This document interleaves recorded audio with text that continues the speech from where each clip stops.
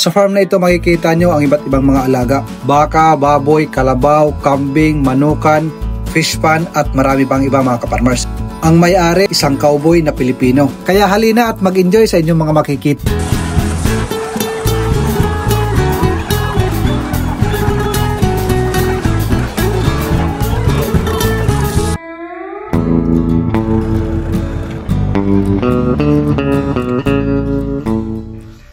Andito tayo ngayon sa farm ni Robin Janeiro, ang nag-iisang cowboy ng Sibay Island. Kung astig lang ang pag-uusapan, mas astig pa sa astig ang datingan. Sa sobrang lawak ng farm niya dito, kailangan gumamit ng kabayo para pang surveillance makita ang kanyang mga alaga na naka-free range. Umpisahan muna natin dito sa kanyang mga alaga na black pigs o native na baboy. Sa pagfa-farming, kailangan madiskarteho tayo.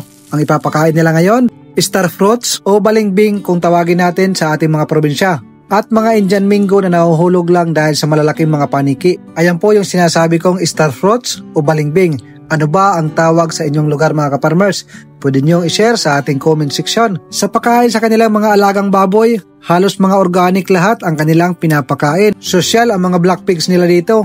Halos kadalasan ay kinakain ay mga fruits. Kaya sa mga ibang kaparmers na nagsasabing walang kita or mahina ang kita sa black pigs or sa native na baboy, hindi po yan totoo. Sa lahat ng farming business, basta't madiskarte tayo, matyaga, maaari tayong kumita.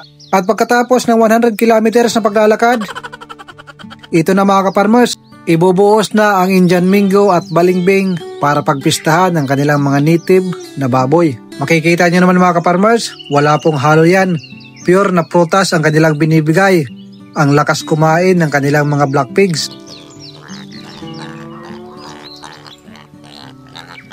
Habang kumakain ng mga native pigs, silipin muna natin ang kanyang mga alagang manok at pabo.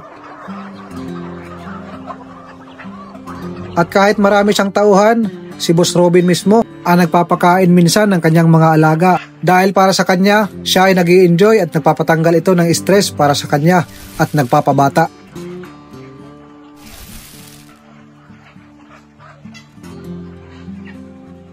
Balik muna tayo dito sa kanyang mga alagang native pigs para ipakita pa sa inyo ang mga iba't ibang mga organic na kanilang binibigay. Kung ang nakita nyo kanina ay mangga at balingbing, dito naman ay bayabas. Kung sa city ay napakamahal ng bayabas, ibahin nyo sa kanilang lugar mga kaparmers. Pagkain lang ito para sa kanilang mga native pigs. At habang kumakain ng bayabas ang kanilang native pigs, silipin natin ang kanilang mga alagang kambing. Ito yung kanyang mga alagang kambing mga kaparmers. Ang gaganda ng katawan, unlimited ang pagkain. Ito yung mga negosyo sa farming business na walang kalugian. Bakit mga kaparmers? Halos lahat ng pagkain ay hindi naman binibili. Kailangan lang ng sipag at tiyaga. Ito naman ang iba pang diskarte sa pagpapakain nila ng native pigs. Kadalasan ng mga taga-probinsya ay alam ang diskarte na ito. Ito yung mga leftover na mga pagkain, darak ng palay, darak ng mais. At ang pinaka-importante sa lahat, mayroon po tayong shredder. Kung wala tayong shredder, pwede nating chop-chopin para ihalo sa ating organic na pinapakain sa ating mga alagang native na baboy. Pakain ko sa mga baboy ko ito, Madre de Agua, ipilipil, saging, papaya, at saka yung puno ng saging. Kaya malaking tipid dito ngayon dahil may machine na ako. Madre de Agua muna. Pinong-pino ang labas.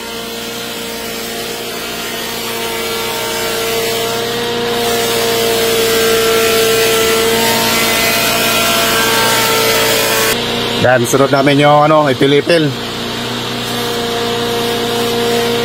Oh.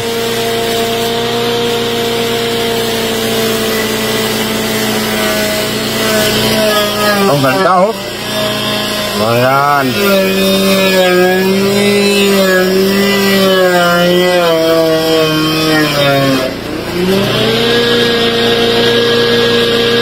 Yan yung ng papaya.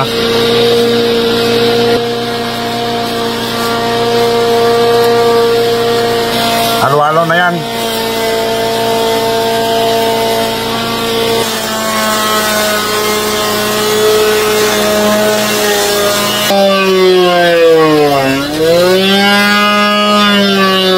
O yan. Ang gagawin namin dito, haluan na namin ng yung pino na darak. pakipakain sa baboy mamaya. Yan. So, malaking tipid dito. Kung gusto nyo makabili ng proven and tested, maganda at hindi kamahalan na shredder, ilalagay ko sa description ang link para hindi na kayo mahirapan maghanap. Sari-saring mga prutas ang kanilang ibinibigay dito mga ka-farmers. Indian Mingo na naman para sa snack ng kanilang mga alaga. At ito naman ang kanyang mga Vikings. Sa sobrang dami, nakapastol lang ito. At sa sobrang lawak ng kanyang lupa dito, kailangan gumamit ng 4x4 na jeep. Pero kadalasan, kabayo ang kanilang ginagamit pang service para maikot ang kanilang farm at mabisita ang kanilang mga alaga na nandito sa loob. Bukod kay Boss Robin Janeiro, marami din siyang mga alalay na mga cowboy. Balik naman tayo sa pagpapakain ng alaga nilang mga native na baboy. Pagdating sa probinsya, kung papasok ka sa ganitong negosyo, iba talaga pag marami kang baon na mga idea. Ang makikita nyo sa ngayon, ito yung mga dahon ng ipil-ipil na kanilang hinarvest. Isa ito sa mga favorite ng alaga nilang native na baboy. Kilala nyo ba ang prutas na sarangguilas? Ito yun mga ka-farmers. Sa sobrang dami, pinapakain lang ito nila sa kanilang mga alaga. Kaya palagi kong sinasabi sa inyo, hindi pa huli ang lahat. Kung ikaw ay nagplaplanong pumasok sa farming business, magpatanim ka kung mayroon kayong malawak na lupa. Mga iba't ibang mga organic na inyong nalalaman. Pwede ninyong i-comment sa comment section. Baka mayroon tayong mga hindi nalalaman na mga organic na pwedeng ipakain sa ating mga iba't ibang mga alaga. At pagdating ng tamang panahon, ito na mga ka-farmers, kailangan na nilang magbenta. At pagdating sa quality at lasa ng native na baboy, mas quality pa rin at the best ang karne nito. Kaya sabi nga ni Boss Robin Janeiro, halos araw-araw may sumisilip sa kanila para bumili ng panglitsyon o pangkatay na native na baboy. At sa ngayon magpapakain sila ng 5 balde na Indian Mingo. At kung mapapansin nyo mga ka-farmers, doon sa unahan ang bibilis tumakbo ng mga biik. At ito na nga, binuhos na ang 5 balde ng Indian Mingo. Unlimited na naman ang pagkain ng kanilang mga alaga. Sa ganitong paraan, halos walang gastos ang kanilang pagpapakain dito. Diskarte lang, tiyaga ang kailangan. Hindi pa tayo nangangalahati sa ipapakita natin sa inyo dahil napakarami nilang alaga dito, punong-puno ng excitement, parang mala-adventure ang pagpunta natin dito. Maraming salamat nga pala sa mga nai-inspire sa aking mga sinishare na video. At maraming salamat nga pala kay Boss Robin Janeiro sa pag-welcome niya dito upang i-cover natin ang kanyang farm para maipakita sa ating mga kapwa ka-farmers na nangangarap pumasok sa farming business. Para sa ating mga viewers, huwag niyo munang kalimutan mag-subscribe sa ating YouTube channel para mas lalo pa tayong ganahan at magbahagi ng mga iba't ibang idea sa farming business.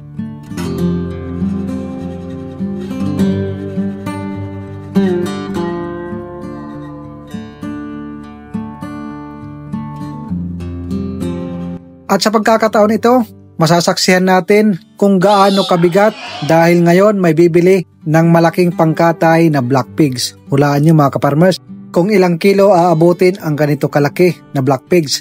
Kita nyo naman mga ka-farmers, 5 tao na ang nagtutulungan para itumba at itali ang napakalaki nilang black pigs. Ang haba ng pangil. Uy, tandaan! 110 kilos! Oh, yan! 110 kilos! Tapos ko na ipakita sa inyo ang mga iba't ibang mga uri ng kanilang mga organic na pagkain na ibinibigay. Kayo mga ka-farmers, baka may gusto kayong ibahagi, i-comment nyo lang sa comment section para makatulong sa ating mga kapwa ka-farmers. At kahit yung langka na patapon na, pwede pang ipakain sa ating mga alaga, hindi nila palalampasin yan. Ngayon punta naman tayo sa Mala, Switzerland na dito pa rin sa Robin Janeiro Farm. Sa pag-iikot natin dito, isinakay tayo sa kanyang adventure jeep para maipasilip sa inyo ang napakarami niyang alagang baka. Tulad ng aking sinabi, napakaganda ng view. Mala, Switzerland, hindi mo akalain nasa Pilipinas tayo. At take note mga ka-farmers, ang pira mga ginastos dito, hindi ito galing sa kontraktor. Bunga ito ng pagsisikap, pagtsatsaga, at pamana galing sa kanyang mga magulang. Aram kong karamihan sa atin ay gustong pumasok sa farming business. Para sa ating viewers, sino ba ang mayroong kakayanan para magtayo or mag-build ng ganito karaming mga alaga? Mag-comment ka lang ng yes dahil mangungutang kami sa iyo.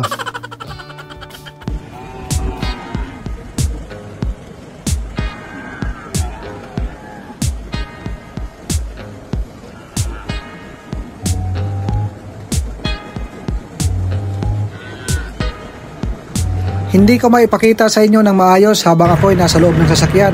Ang ginawa ko, sumakay ako sa likod upang maipasilip sa inyo at mabidyohan ng maayos. Ito yung itsura, napakaganda ng view, maliwalas, mga huni ng mga baka, pagaspas ng hangin, huni ng mga ibon ang inyong maririnig. Nakaka-relax na para bang nandito tayo sa isang paraisong lugar.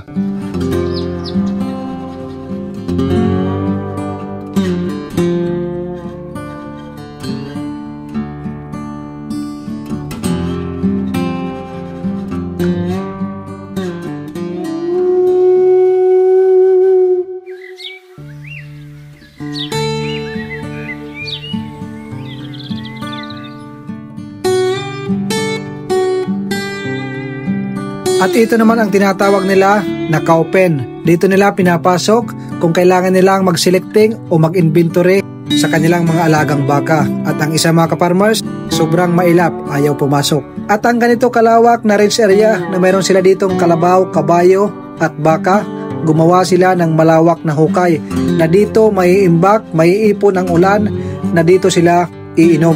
At nakahanda rin ito para sa darating na tag-araw. At ipinakita niya rin ang kanyang range area ng kanyang mga alagang kabayo.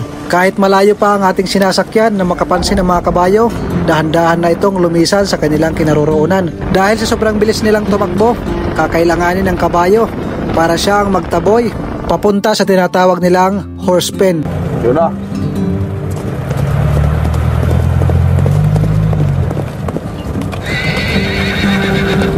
Doon pa yung iba sa malayo. Dahil sa sobrang bilis nilang tumakbo, kahit yung jeep na 4x4 hindi kakayanin. Kaya to the rescue ang dalawang cowboy para itaboy ang kanilang mga kabayo papunta sa kanilang horse pen. Oo.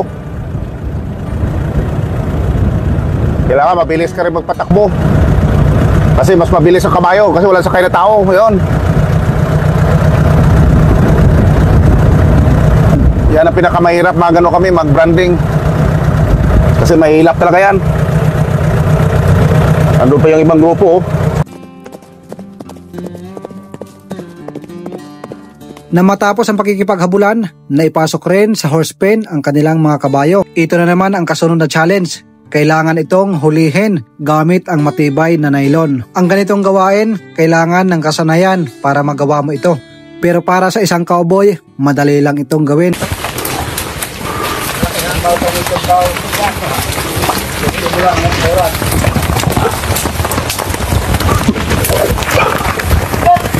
At pagkatapos itong mahuli, lalagyan ito ng marking para malagyan ng palatandaan at madali itong makilala. Dahil sa sobrang dami ng alaga nila dito, kailangan na ang marking. At ang iba naman kailangan lagyan ng tali para sanayin, para madaling sakyan. Kasi pag hindi ito sanay, maaari itong magwala at ikapahamak ng mga sasakay dito. Oh. Awak, awak, awak, awak. Awak lang, awak lang. Arihan ko lang. Sige, kita mo yan, oh. Yan! Wala nang pilong-pilo.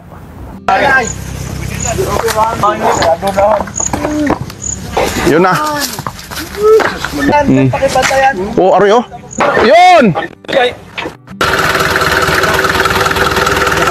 Oh, sige na.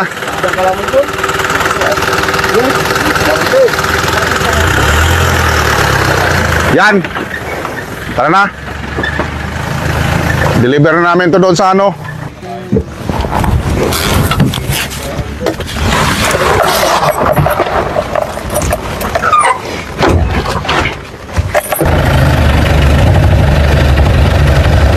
Oh.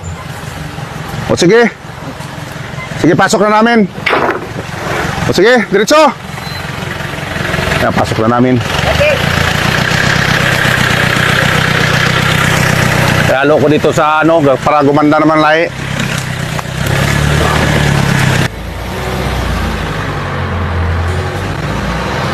Bumili sila ng magandang buffalo. Ang lahi ng buffalo ito ay nanggagaling sa India mga ka-farmers.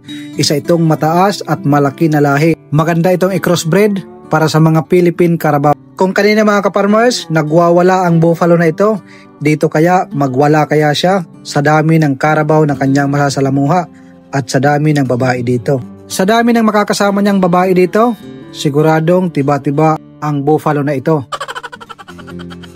Hindi rin mawawala ang kanyang mga alagang tilapia, mga kaparmers.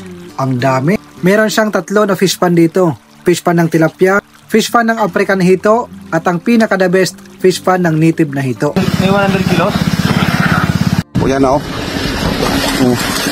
Naku, bakit wala ka makuha?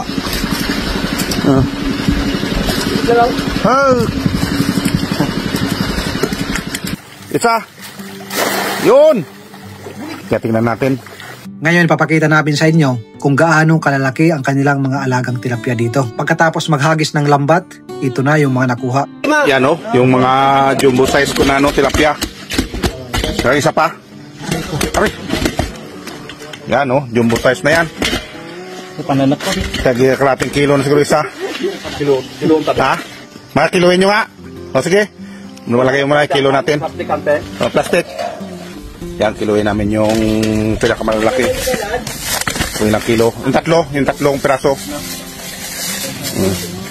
Yan. Yung tatlong malalaki. Kung ilang piraso.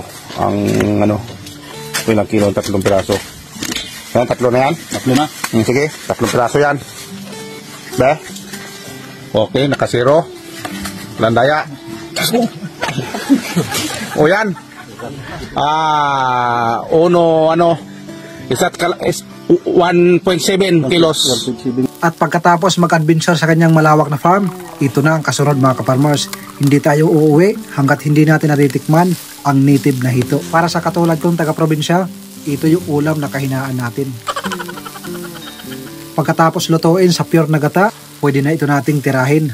Sarap nito mga kaparmers. Paano mga kaparmers? Sana ay nag-enjoy kayo sa ating mga pinakita. At kung gusto nyong makita ang araw-araw na ginagawa ni Boss Robin Janeiro, maaari nyo siyang i-follow sa kanyang FB page para makita nyo ang kanyang mga araw-araw na mga ginagawa sa kanyang farm na mapupulutan natin ng aral, inspirasyon para mas lalo pa tayong ganahan magsimula sa farming business. Sa pag-iikot natin sa kanyang farm, talagang nakakamangha at nakakabilib kung paano siya nag-successful sa farming business. Bago ako magpaalam sa inyo, ipapakita ko sa inyo ang kanyang mga pormahan na astig pa sa astig.